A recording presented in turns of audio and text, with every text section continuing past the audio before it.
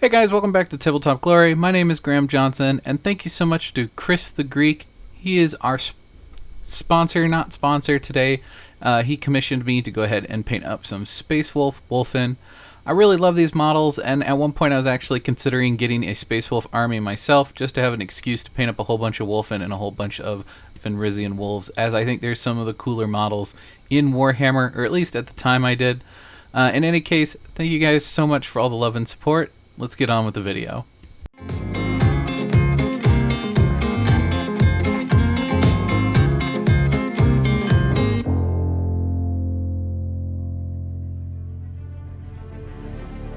Alright guys, so as we get started here, I've gone ahead and done Bugman's Glow across all of the skin, and we're going to go ahead and then hit that up with some Kislev flesh.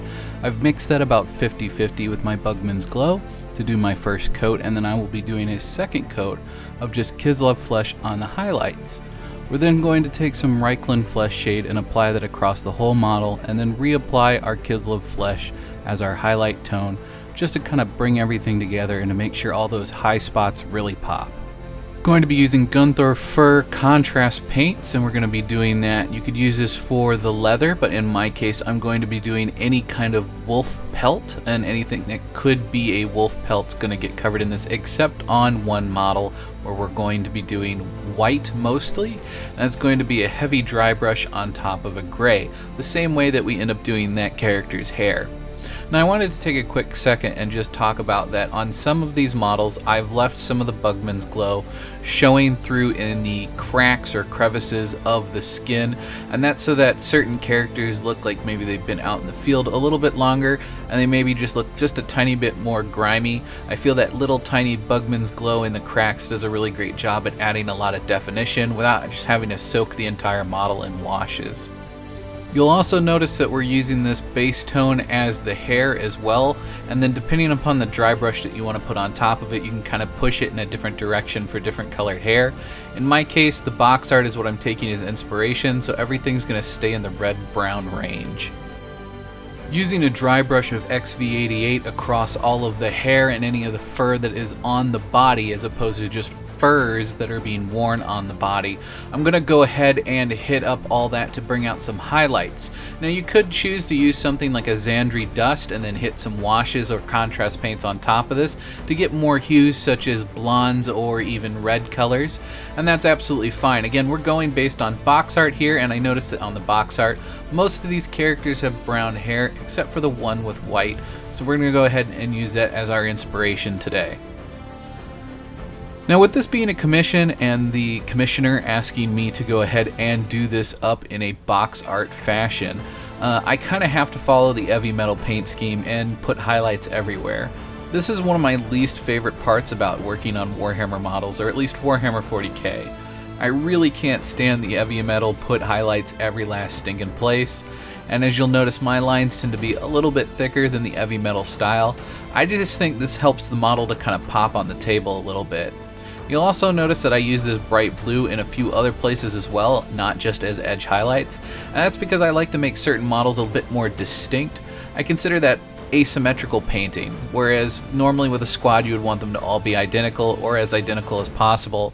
I like to make one or two characters a bit different from others. Maybe they customize their armor, or maybe it's a way to distinguish between, what's a veteran and what's not.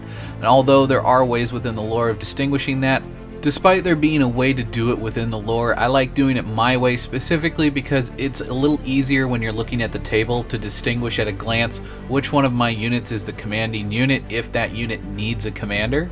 So I like to paint up one or two models distinctly different, and that's why I do that. So if you've ever noticed that before, where I just completely break away from box art and I do things my own way, it's because of that. So I'm painting up these wolf heads on their little backpacks here using a mixture of Incubi Darkness and Stegodon Scale Green mixed in a 50-50 ratio with a touch of black just to darken everything up. And the reason I'm doing this is I don't want to paint it a pure black, but I also don't really like the way that it's painted in the box art, as I feel it looks a little one-dimensional even with the edge highlights. Now I'll end up using the exact same edge highlight color that I've used on the rest of the model to go ahead and edge highlight that, which is rust gray. Now I'm just using a plain Jane red scarlet color. This was already on my wet palette from another project, and it's a mixture of colors and I honestly can't remember, but you could probably use a corn red for this and it would work just fine. I also might recommend that you do Averland Sunset. Even though the concept art, or the box art I should say, is red, I would recommend Averland Sunset, as yellow is a distinct color on other Space Wolves. So if you wanted to go ahead and bring that in across your whole army, you might want to use Averland Sunset. Now I'm going to go ahead and do some basic highlighting on this with some Jericho Orange, and you'll see that at the end of the video. Unfortunately, that clip was corrupted and was lost, so I just wanted to explain where those highlights are going to come from. Now I did make a minor mistake here by going ahead and doing my metallics now instead of doing them all the way at the end. This resulted in me actually having to do some touch-up work as a direct result of some of the dry brushing we'll be doing later on all of the bone motifs that you see across all of the armor. You could do it now like I'm doing if you're planning to paint all of those bones to look like they're a part of the metal weapons, and it would be just fine. But with me wanting to kind of replicate that box art and get everything looking like bone, I should have just gone ahead and done the bone now and then done all the metal. There are 3 metal colors that I'm going to be using across this miniature mostly, and that is going to be white aluminum, which is Vallejo metal, and as well as from Vallejo metal, we're also going to be using gunmetal gray, and we're going to be using Retributor armor. Now, the armor color for Space Wolf Wulfen is not Retributor armor. It is a much deeper, darker color, which I just don't happen to have in my arsenal of paint. So I'm going with the next closest color that I have, which is Retributor, and I think it'll work just fine. If you're in the same boat as me and all you have is Retributor, but you do want that darker color, you could hit it with a bunch of washes, like a mixture of Reikland Flush Shade or Agrax Earth Shade, and kind of knock that down a bit, put on some highlights, and then knock it down with a wash again, and that'll kind of get you in the same ballpark. Just understand that anytime you re-highlight with that Retributor, it's going to be very bright. So if you want the overall appearance to be dull and aged, your last layer should be a wash.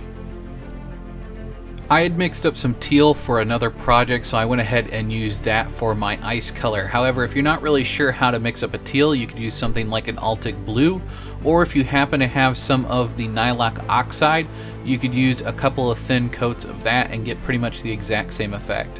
Now, I will not be putting any highlights on my claws, and the reason for that is I'm putting on such a thin layer that it kind of highlights itself, even though it's highlighting with that deeper, darker color underneath. This is acting like a contrast paint with how thin I'm applying it. And I'm using 2 thin coats of that to kind of build up the appearance that I want. Now I could go ahead and go in and use some white and put some extreme highlights in, but honestly I think they look great the way that they are, and I don't think they need the highlights. Where, oh where had the time gone? I completely underestimated how long it was going to take to do all of the bone on these miniatures. I had seen them before in the game store when I used to own my store, and I absolutely loved Wulfen. I think they're absolutely amazing models, and they're such a treat to paint, even though these were rescued from eBay and weren't exactly put together the best in the first place. They were still an absolute delight to paint. However, the bone. There is so much bone.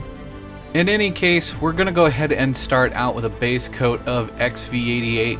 We're then going to move into some highlights using a dry brush of Screaming Skull. Now, if you don't want to jump straight to Screaming Skull, you could hit this with some Xandri Dust, then go to Screaming Skull, hit it with some kind of a brown wash, whether it be a sepia yellow, or we actually hit it with a brown of Agrax Earthshade, and then you'd want to apply another dry brush or a deliberate edge highlight of your Screaming Skull once again. However, for my intended purposes, I want that kind of more aged look, where the only reason why parts of it are polished to a white is because of things rubbing up against it in combat. So that's why I end up with these nice deep recesses that are the nice dark brown, and then we end up with those higher pops of color in the white range. And so here I'm just using a mixture of whites on the teeth. Mostly I'm using the original Corax white, as I still have some. And I'm also going through and I'm using that mixture of my black, the Stegodon Scale Green, and the Incubi Darkness together. I'm taking that mixture again and I'm applying that to all of their claws. Both the claws on their hands as well as the claws on their feet, and some of the claws that are hanging from their necklace, I go ahead and do those as well, just to add a pop of color throughout the rest of the model. And lastly, like I said way at the beginning of all of this, I'm going to go ahead and take Retributor Armor, and I'm going to do that across all of the things that need to end up gold.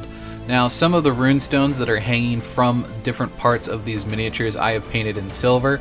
Some of these are going to get painted in gold, and you could also paint them up in different colors like Warplock Bronze and a few other things that would be kind of fun, just to add a variety of color throughout the rest of the miniature.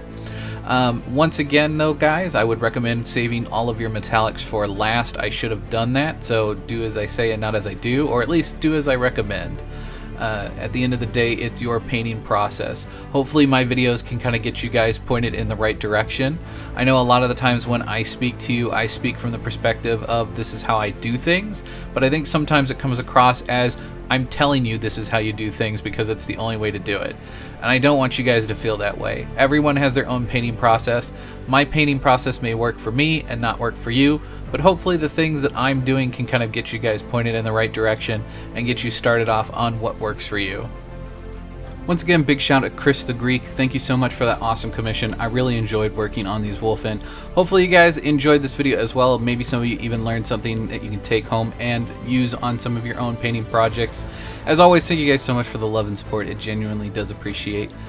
It does appreciate? I appreciate. I genuinely do appreciate it though.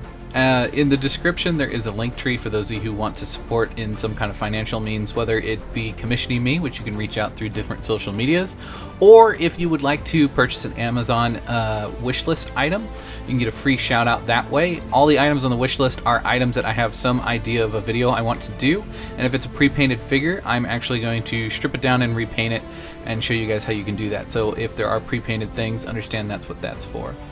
In any case, thank you guys so much as well, whether you do direct donations or even just hitting the like button. Yes, that's right, hitting the like button is actually a really great and awesome way for you to support this channel for free, as well as leaving a comment. It actually helps to boost us up in the algorithm and put us out there for more people to see it.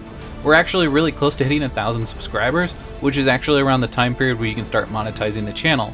And although I need a lot more watch hours before we get there, that 1,000 subscriber mark is a big huge hurdle, and it actually unlocks a few more tools for me to use to help grow this channel. In any case, thank you guys so much for watching and subscribing, and feel free to share this video around with some of your other hobby friends, and maybe we can get some of them on board here as well. In any case, I've talked your ear off. Thank you guys so much for watching. May your display case always be filled and your pile of shame never run empty.